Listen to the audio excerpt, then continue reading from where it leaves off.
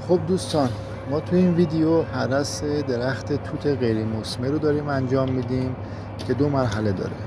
مرحله اول شاخه های ضخیم که درخت رو خیلی شلوغ کرده یا از فرمت درخت خارج شده رو برش میزنیم.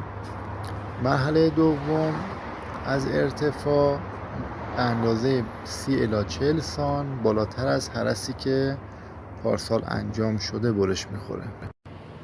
سلام مجدد. ما اینجا درخت توت غیر مثمر رو داریم که تقریبا کارش تمام شده است.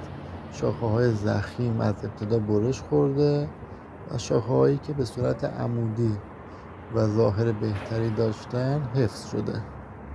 از ارتفاع هم 30 سانت بالاتر از هرس پارسال سر برداری شده.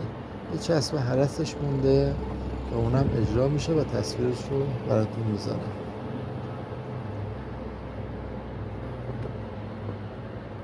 اینجا ما چند تا درخت توت غیر مثمر دیگه ای داریم که هنوز هرسش رو شروع نکردیم. شما تصویر قبلش رو ببینین و تصویر بعدش هم براتون میذارم. شاخه های ضخیم رو که توی حاشیه یا درخت رو شلوغ کردن زده میشه و بعد از ارتفاع 30-40 سانت بالاتر از هرس پارسال برش میخوره.